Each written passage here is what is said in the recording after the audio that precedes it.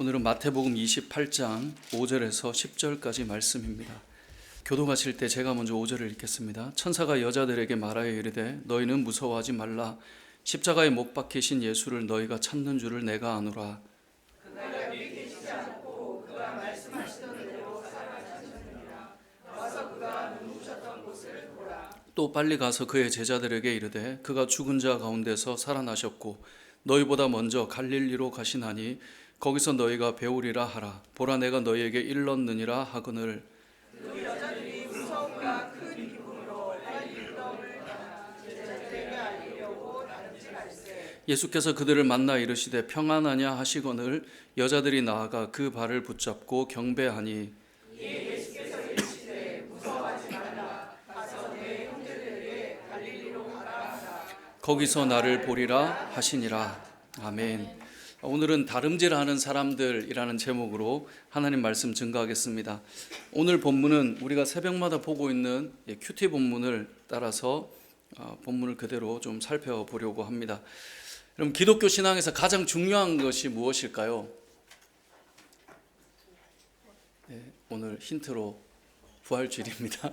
네, 부활입니다. 누가 주일 이럴 수 있는데 부활입니다. 부활. 기독교 신앙의 가장 중요한 것은 부활입니다. 부활주일 전에 우리는 십자가를 묵상하고 또 우리를 위해 죽으신 예수 그리스도의 고난을 깊이 생각하는 고난주간을 보냈습니다. 또 이제 우리 교단은 지키진 않지만 사순절이라고 하는 기간을 40일 동안 예수님의 십자가를 묵상하고 또 그 시간을 기억하고 또 40일간 새벽 예배를 하는 교회들도 많이 있습니다. 그렇게 긴 시간 동안 십자가를 묵상하고 우리를 위한 죽으심에 대한 애통함을 가진다 할지라도 만약에 부활이 없다면 그 십자가는 의미가 없다는 것입니다. 아니, 십자가 자체가 의미가 없진 않겠죠. 누군가를 구하기 위해서 사람을 돕다가 세상을 떠나거나 또 그렇게 생을 마감한다면 그 자체도 의미가 있겠죠.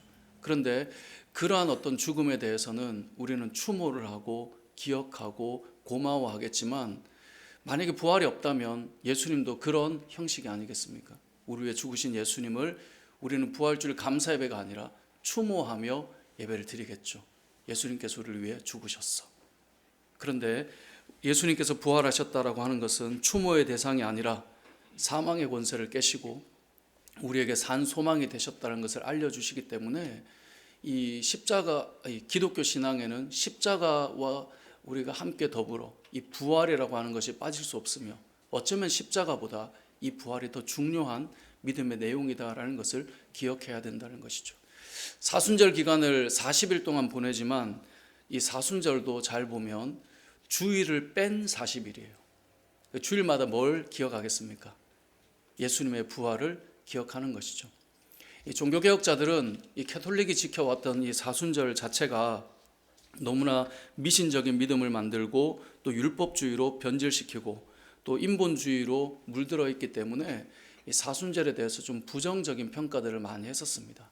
그래서 종교개혁자들이 그렇게 봤기 때문에 이 캐톨릭의 사순절을 이 개혁교회들은 사실 지켜오지는 않았었습니다. 하지만 그런 시간들을 통해 우리가 다시 한번 우리의 믿음의 다짐을 하고 결단하는 시간들을 가지기 위해서 교회들이 다시 사순절을 이제 지키기도 하지만 우리가 기억해야 될 것은 그러한 시간들을 내가 지켜냈어. 내가 40일 동안 기도하는 시간을 보냈어. 그렇게 어떤 나의 행함과 의와 그런 어떤 의식으로 인해서 내가 채워졌다. 그게 아니라요. 결국은 그렇게 죽으신 예수 그리스도가 부활하심을 통해 우리에게 소망을 주신다라고 하는 이 부활의 기쁨이 우리 모든 성도들에게 있어야 된다는 것이 이 부활주일에 우리가 기억해야 될 중요한 메시지인 것입니다. 자, 그런데 이 부활이라고 하는 것이 믿기가 쉬운 것인가요? 아닌가요? 자, 부활을 했다. 우리는 방금 말씀드린 것처럼 기독교 신앙에서 가장 중요한 것이 부활이라고 말씀드렸어요. 부활이라는 말은 죽은 자가 살아나는 거예요. 자, 죽은 자가 살아났다. 자, 이걸 믿는 것이 쉬울까요? 어려울까요? 일반 상식적으로 생각해서 여러분 주변에 죽었다가 살아난 사람 있습니까? 저는 주변에 있어요. 죽다 살아났어요. 이렇게 말하는 분들을 종종 만나요. 그러면 제가 볼 때 그건 죽은 건 아니야 라고 말을 하는데 진짜 죽었다가 살아나는 사람들을 우리는 경험하지를 못했어요. 그리고 모든 인생은 이 땅에 왔다가 다 간다라고 알고 있습니다. 그렇기 때문에 기독교 신앙의 부활을 믿는다라고 하는 것 자체는 상당히 이성적으로 생각해 보면 어려운 이야기입니다. 자, 오늘 본문에 등장하는 여인들, 예수님을 너무나 사랑했던 여인들이에요. 자, 이 여인들은 예수님의 부활을 믿었을까요? 안 믿었을까요? 네, 이들도 안 믿었어요. 예수님의 부활을 예수님께서는 살아계실 때 내가 사흘 만에 부활할 것이다 라고 그렇게 말씀하셨고 강조하셨지만, 이 여인들은 예수님의 부활을 믿고 온 것이 아니라 예수님의 시신에 향품을 바르기 위해 왔어요.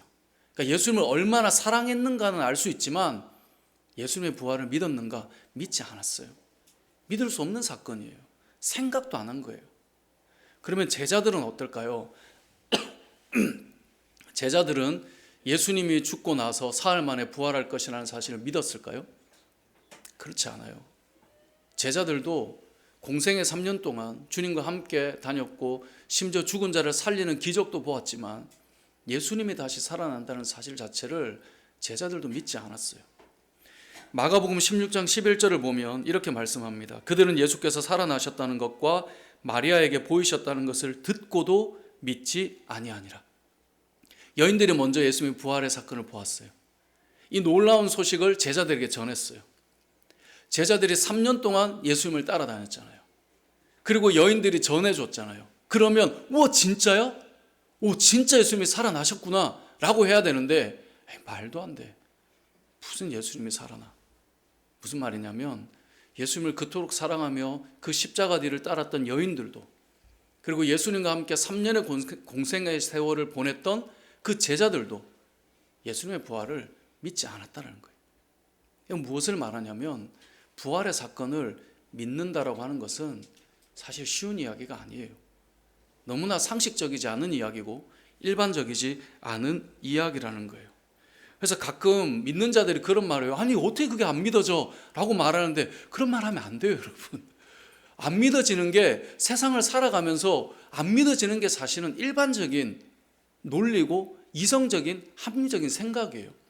저도 교회를 다니면서 사실 믿음을 가지기까지 갈등이 정말 많았어요.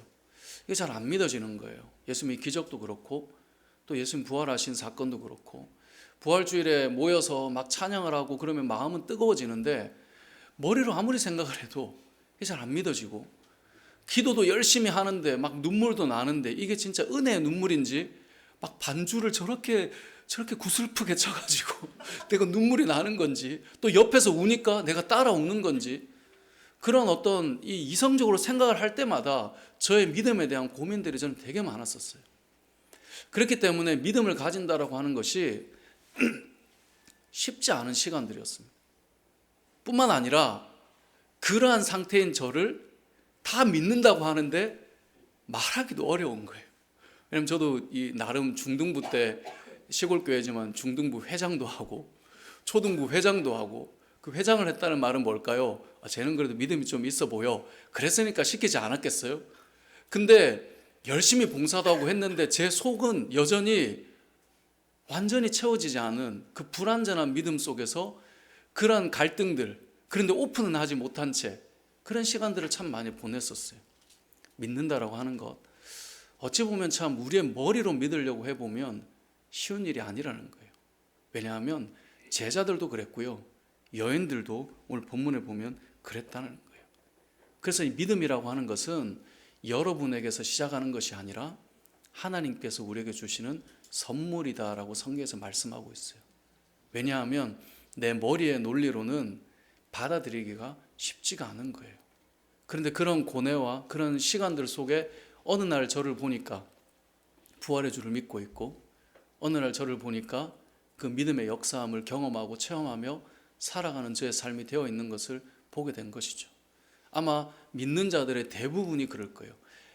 간혹 가다가 그런 고뇌와 생각조차 하지 않고 바로 믿어지는 정말 축복받은 사람들이 있지만, 많은 사람들은, 우리의 일반적인 이성을 가지고 세상을 살아가는 사람들은 이러한 부분들이 잘 받아들이기가 어렵다는 거예요. 심지어 예수님을 사랑했던 제자들도 예수님을 사랑했던 여인들도 그랬기 때문에 오늘 본문을 통해 우리는 이것은 참 은혜구나라는 생각을 해볼 수 있어야 된다는 거죠. 반면에 이 여인들과 제자들은 예수님이 부활할 것이라고 하는 말씀을 생각지도 못하고 기억지도 못했는데 예수님을 죽인 자들은 어땠을까요? 그들은 오히려 예수님의 말씀을 기억하고 있었다라고 27장은 말씀하고 있습니다. 자, 27장 62절을 한번 가보겠습니다. 자, 27장 62절을 보면 이렇게 말합니다. 그 이튿날은 준비일 다음 날이라 대제사장들과 바리새인들이 함께 빌라도에게 모여 이르되, 자 63절 같이 읽어보겠습니다. 시작. 주여 저 속이던 자가 살아있을 때 말하되 내가 사흘 후에 다시 살아나리라 한 것을 우리가 기억하노니. 자, 예수님께서 사흘 만에 부활하겠다라고 말씀하신 것을 이들은 기억하고 있어요. 제자들도 여인들도 다 잊었어요. 이들은 죽은 예수님의 시체에 향품을 바르기 위해 갔고, 제자들은 예수님이 죽었으니 이제 우리는 어떻게 해야 되나 시리에 빠져 있는데, 오히려 예수를 죽인 자들은 예수님께서 부활하신다는 그 이야기를 기억하고 있어요. 그래서 빌라도에게 어떤 것을 청합니까? 저 사람이 살아난다고 말했는데 이 무덤을 사흘 동안 굳게 지켜야 됩니다. 안 그러면 제자들이 와서 시체를 도둑질할 수도 있고, 그리고 백성에게 죽은 자가 살아났다고 그렇게 말들을 해서 소란이 일어날 수도 있으니 경비병을 붙여서 이 로마의 군인들을 붙여서 철저하게 지키게 해줍시다 라고 말을 했어요. 자, 이 말은 지금 믿지 않고 예수님을 핍박하는 자들은 오히려 예수님의 말씀이 불편했던 거예요. 정말 뭔가 일어나면 어떡하지? 그런 생각을 하고 기억하고 있어요. 근데 믿는다라고 말하며 예수님을 그토록 따라다녔던 제자들은 싸그리 잊어버린 거예요. 기억도 못하는 거예요. 너무나 대조적이죠. 세상은 부활에 대한 이야기를 듣고 기억하는데 제자들과 주님을 사랑했던 여인들은 생각도 안 하고 있다는 거죠. 그런데 신앙생활 하다 보면 가끔 이런 경우들을 만나요. 믿는 자들은 믿음의 이야기를 하지 않고요, 안 믿는 자들은 우리 앞에서 믿음의 이야기들을 할 때가 있어요. 믿는 자들은 그것을 잊어버린 채 세상의 이야기를 하고 있고, 세상은 믿음의 사람들과 대화할 때 믿음에 대한 몇 가지 내용이 기억이 나서 그걸 이야기하는 경우들이 있다라는 거예요. 우리가 많이 듣는 이 기도에 대한 예화 중에 그런 이야기가 있잖아요. 저도 한번 이야기했었는데, 상가에 교회가 있었는데요, 그 교회 1층이 술집인 거예요. 그러니까 술집이 1층에 있으니 술을 마시고 고성방가도 있고 뭔가 이 교회 환경, 주변 환경이 좋지가 않잖아요. 그러니까 교회가 모일 때마다 저 술집 빨리 이전을 하고 나가면 좋겠다, 늘 모일 때마다 기도했던 거예요. 저도 제가 개척을 할 때 여기 이제 강서 지역에 어디에서 개척을 해야 될까, 특별히 이제 이동을 하기 좋게 그때 이제 청년들이 교회로 와야 됐기 때문에 지하철역을 끼고 이렇게 교회를 이렇게 시작하고 싶었던 마음 때문에 여러 곳을 알아보던 중에 양천 향교역 쪽에 교회가 잘 세워져 있던 상가교회였는데요, 3층이 이제 교회가 이전을 하게 됐어요. 뭐 인테리어비도 들지 않고 너무 잘 구성되어 있는 거예요. 근데 1층이 술집이에요, 호프집. 2층이 당구장. 너무 최적의 환경을 가지고 있는, 예배 이후에 2층에서 교제하겠습니다, 뭐 이럴 수 있는 최고의 환경을 가진 곳이어서 고민을 하다가 이제 가지는 못했죠. 그리고 이제 다른 곳을 알아보다가 은혜로 이렇게 하나님께서 자리를 마련해 주셨는데, 근데 그 상가도 그랬던 것 같아요. 이제 밑에 술집이 있으니 힘들었겠죠. 그래서 이전하게 해달라고 기도하고 기도했는데 정말 이 술집이 망하게 된 거예요. 근데 술집 주인이 나중에 기도했다라는 소식을 듣게 된 거죠. 화가 난 거예요. 그 법정에 소송을 걸었어요. 쟤네들이 기도해가지고 우리가 망했다, 이거 배상을 받아야 된다. 그렇게 해서 이제 판사 앞에 섰는데, 이 안 믿는 술집 주인은 교회가 기도해가지고 망했다라고 변론을 하고 있고, 믿는 자들은 기도한다고 망할 수 있냐고 아니라고 라고 말을 하는 그런 농담과 같은 그런 우스개 이야기가 있잖아요. 우리는 가끔 그런 때가 있어요. 믿는 자들은 안 믿는, 믿음이 없는 이야기들을 하고 있고, 믿지 않는 자들은 믿음에 대한 어떤 내용들을 기억하며 그 하나가 마음에 계속 머릿속에 남아서 그걸 붙들고 살아갈 때가 있다는 거예요. 전도를 할 때도 그래요. 저도 이제 교회 성도님들이 전도를 하면 이렇게 전도하는 분들이 예배를 드리잖아요. 그러면 전도를 한 사람은 말씀을 듣는데 그냥 다 지나가요. 근데 처음 교회 온 사람은 와, 오늘 말씀에 이런 얘기를 하더라. 그러면 전도하는 사람이 놀래요. 그랬어? 그러니까 믿는 자는, 또 믿음의 시간을 보낸 사람은 말씀들이 다 흘러 지나가는데, 그렇지 않은 사람들이 오히려 기억하는 그런 일들이 일어나더라는 거예요. 그게 다른 사람 이야기가 아니라 어찌 보면 우리의 이야기일 수 있는 겁니다. 오늘 본문이 그렇습니다. 오늘 세례를 받고 더 뜨거워져 있는 우리 네. 아무튼 부활에 대한 믿음이 있었다라고 볼 수는 없지만, 적어도 대제사장들과 그 장로 그룹들은 예수님의 말씀을 기억하고 있었다는 것이고, 이 여인과 제자들은 벌써 잊어버리고 행동하고 있는 거예요. 의외로 믿음의 사람들은 말은 믿는다 말하지만 말씀들을 정말 흘려보내는 것들이 많아요. 오히려 믿지 않는 자들이 말씀에 그런 게 있었단 말이지 라고 하면 도전이 되고, 전도를 해보면 정말 느껴요. 나는 그냥 흘려듣는 이야기들을 저들은 듣고 은혜 받았다라고 말하니까 그게 놀라운 거죠. 그죠? 자신의 상태가 어떤지는 생각하지 못한 채. 오늘 본문에 등장하는 이 여인과 제자들을 우리는 기억해야 합니다. 여러분들은 어떻습니까? 예수님의 말씀을 기억하고 살아가십니까? 예수님께서 주신 그 말씀, 하나님의 말씀을 대할 때 그 말씀이 여러분에게는 얼마나 오래 잔상으로 남아 있습니까? 아니면 듣고 다 내려놓고 집으로 가고, 그리고 세상은 한 번 들은 이야기를 교회가 그런 이야기를 하는 곳이었구나 깨닫고 말하고, 이런 역현상이 있지 않은지 생각해 보아야 한다는 것입니다. 두 번째로 오늘 본문을 통해 기억할 것은 부활을 목격한 자들에게는 다 사명이 있다는 것입니다. 자, 생각지도 못한 부활의 역사를 여인들이 먼저 경험합니다. 이 여인들에게 천사들이 뭐라고 말했습니까? 무서워하지 마라 라고 말합니다. 5절을 보세요. 천사가 여자들에게 말하여 이르되 너희는 무서워하지 말라. 십자가에 못 박히신 예수를 너희가 찾는 줄을 내가 안다. 6절을 보세요. 그가 여기 계시지 않고 그가 말씀하신 대로 살아나셨다. 와서 그가 누우셨던 것을 보라. 빈 무덤을, 빈 자리를 보여줍니다. 예수님 부활하셨다 알려주고 있죠. 자, 이렇게 부활을 알려준 다음에 여인들에게 뭐라고 말합니까? 우리 7절 8절을 다시 한번 읽어보겠습니다. 시작. 또 빨리 가서 그의 제자들에게 이르되 그가 죽은 자 가운데서 살아나셨고 너희보다 먼저 갈릴리로 가시나니 거기서 너희가 배우리라 하라. 보라, 내가 너희에게 일렀느니라 하거늘 그 여자들이 무서움과 큰 기쁨으로 빨리 무덤을 떠나 제자들에게 알리려고 다름질할세. 아멘. 죄송합니다. 아까 좀 사례가 걸려서 오늘 본문에 나오는 여인들에게 예수님께서 이 천사가 뭐라고 말합니까? 예수님 부활하셨다는 사실을 알려준 다음에 빨리 가서 제자들에게 이 부활의 소식을 알려주라라고 명령합니다. 부활을 목격한 자에게는 반드시 그 목격한 사실을 알려주라라고 하는 사명을 부여받는다는 것을 보게 됩니다. 여러분, 복음서의 마지막은 다 부활장으로 예수님의 부활이 기록되어 있습니다.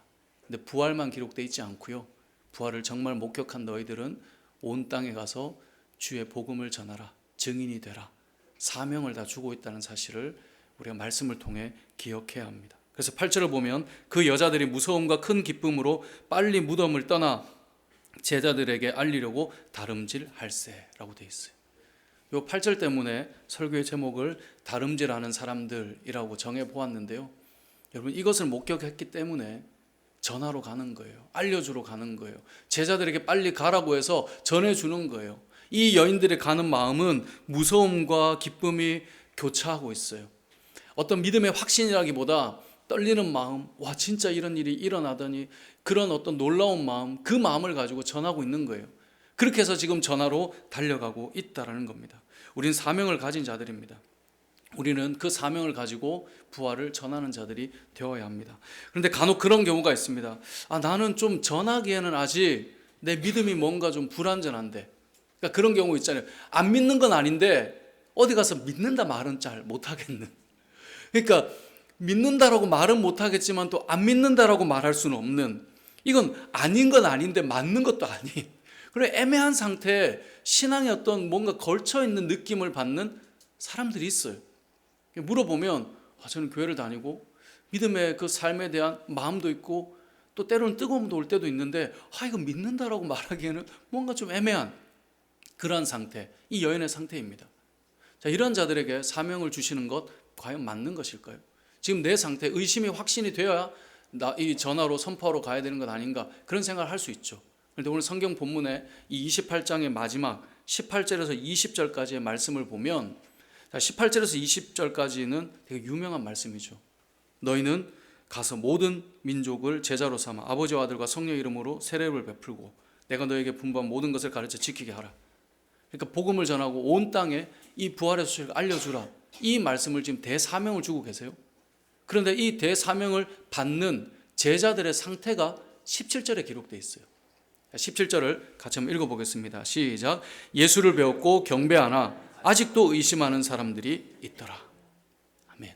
여기 보면 이 제자들, 아직도 의심하는 사람들이라고 불리는 사람이 16절에 보면 11제자예요. 11제자들을 보면 지금 예수님을 만났어요.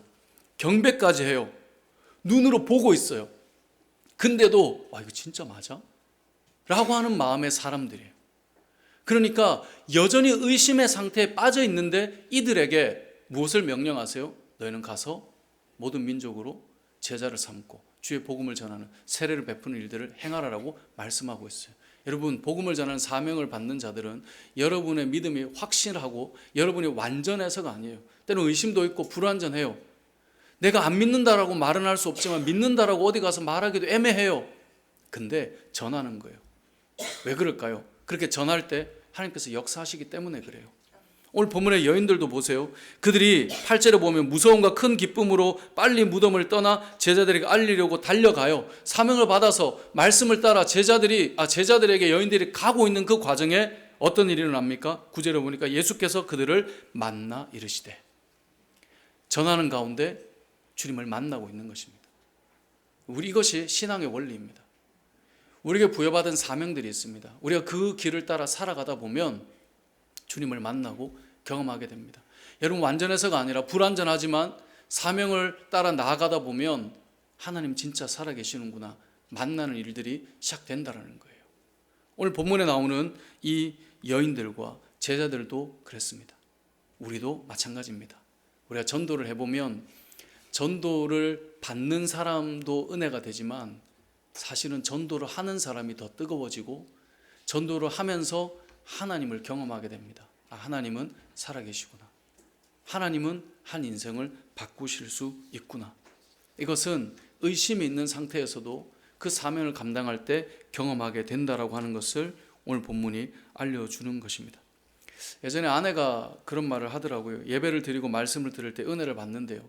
그러면서 전도해야지라고 마음 먹다가도 다음 주에 혹시 말씀 안 주면 어떡하지? 데려왔는데 그 생각이 들 때가 있대요. 그래서 말을 못 한대요. 그리고 주일이 돼서 예배드리면 데리고 올 걸 이런 생각을 하고 또 이제 그 다음 주는 아닐 수도 있잖아 이런 생각을, 신뢰를 못 받고 제가 이렇게 살아가는, 요즘은 안 그렇습니다만 그런 말을 하더라고요. 근데 우리의 마음속에 그런 마음들이 있을 수 있지 않나요? 복음을 전할 때 와서 은혜 받아야 되는데 왔는데 이거 아니면 어떡하지? 우리는 늘 그런 불신과 의심과 그런 마음들 속에 살아가요. 늘 말은 믿음과 은혜 충만과 예배를 드리면 이렇다라고 말은 하지만 전도를 하려고 하는 그 순간 자신이 가지고 있는 그 믿음의 고백조차도 사라진 채 의심을 가지고 에이 설마 일어나겠어 그런 일이? 라는 마음으로 자꾸 우리는 살아간다는 거예요. 그런데 그런 의심과 그런 불안함 속에서도 주의 복음을 전할 때 하나님께서는 그 순간이 아닐지라도 훗날일지라도 그 한 번의 시간, 그 말씀을 통해 그 마음속에 우리가 훗날 하나님 앞에 서야 될 인생임을 깨닫게 되고 우리가 죄인이고 우리의 인생에 예수 그리스도가 필요한 것이구나를 알게 되는 역사가 나타난다는 거예요. 우리는 의심할 수도 있고요. 우리는 완전하지 않을 수 있지만 그래도 우리는 사명을 따라 살아가다 보면 하나님이 역사하시는구나를 고백하게 된다는 거예요. 제가 하는 것도 여러분이 하는 것도 아니라 하나님을 신뢰하고 가는 것이며 때로는 내가 완전하지 않아도 주를 위해 나아가는 것, 그것이 믿음의 사람들의 자세다라는 것을 우리가 기억해야 된다라는 것입니다. 이 여인들처럼 무서움과 큰 기쁨이 교차하는 그 상황 속에서도 달려가고 있잖아요. 우리는 달려가는 자들이 되어야 하는 것입니다. 부활의 소식을 알려주는 자들이 되어야 하는 것입니다.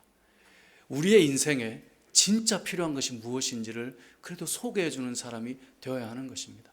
우리 교회 로고에 이 로고 밑에 은혜와 감동을 나누는 사람들이라고 문구를 늘 적어놓고 새벽 예배 말씀에도 이렇게 클로즈업이 아니죠. 마무리될 때, 끝날 때 이렇게 은혜와 감동을 나누는 사람들이라고 적어놓는데 그게 우리의 마음이었으면 좋겠어서 그렇습니다. 주일마다 은혜를 받을 때 그것을 나누는 사람들로 살아가는 것, 그게 부활의 증인들의 삶이라는 것이죠. 오늘 본문을 통해 우리가 마지막으로 하나 더 기억할 것은 이렇게 복음을 전하고 우리가 다름질하기 시작하면 누구도 함께 일할까요? 맞아요. 하나님이 함께 일하시는데 반대로 보면 사단도 함께 일해요. 우리가 느헤미야서를 통해 살펴봤잖아요.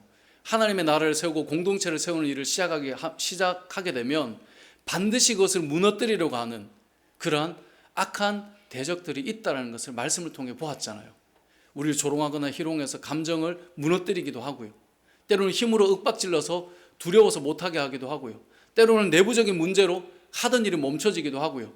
때로는 리더를 건드려서 여러분을 흔들어 놓기도 합니다. 그런 일들을 통하여서 사단은 같이 역사해요. 오늘 본문에 등장하는 말씀도 그래요. 이렇게 다름질하고 달려가니 반대쪽에 역사도 일어나는 거예요. 그들이 누구냐? 예수님의 이 놀라운 기적을 경험했던 군인들과 대제사장들이에요. 11절을 보면 이렇게 말씀해요. 여자들이 갈 때 경비병 중 몇이 성에 들어가 모든 된 일을 대제사장에게 알리니 그들이 장로들과 함께 모여 의논하고 군인들에게 돈을 많이 줘서 그들에게 말합니다. 제자들이 밤에 와서 우리가 잘 때 도둑질에 갔다고 말해라.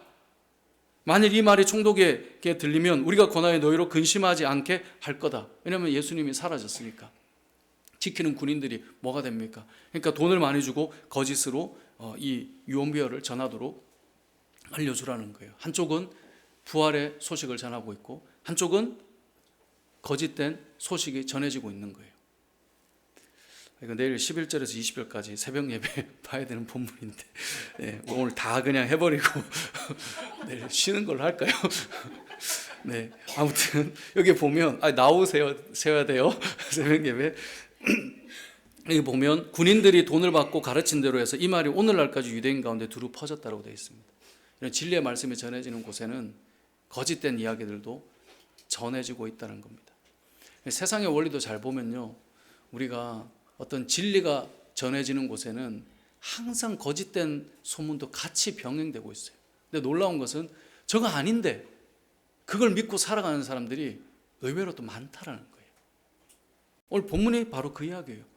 복음을 전하는 자들이 있으면 그렇지 않아.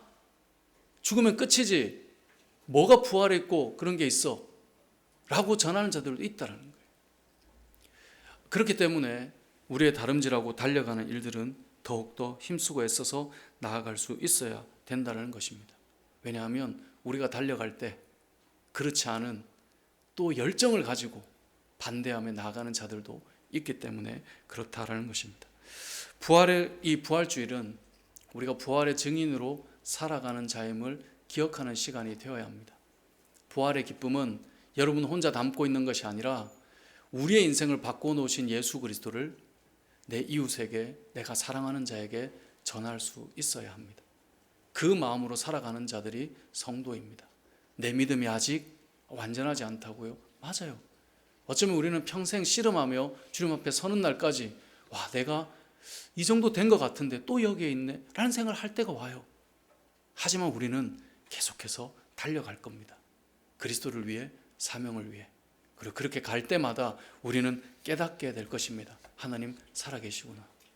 나는 불완전하지만 하나님은 여전히 완전하시고, 나는 불완전한 믿음으로 이렇게 전하고 살아가지만 그 가운데 역사하시는 하나님이 계시는구나.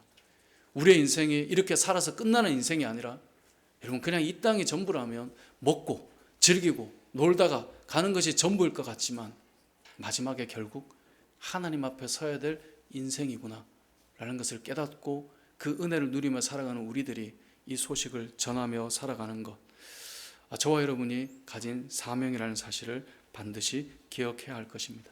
말씀을 맺겠습니다. 오늘 본문은 예수님의 부활의 사건을 기록해 주고 있습니다. 예수님이 다시 살아나셨다라고 하는 사건, 사실 믿기가 너무나 어려운 사건이고 여인들도 제자들도 그랬습니다. 그런데 예수님을 실제로 목격한 이들을 통하여서 2000년 동안 이 부활의 소식은 전해져 내려왔었습니다. 그리고 전하는 자들은 부활의 주님을 경험하게 됐고 그 듣는 자들도 살아계신 하나님을 만나며 살아가기 시작했고 그래서 수많은 믿음의 사람들을 통하여 주의 복음이 전해져 왔었는데요.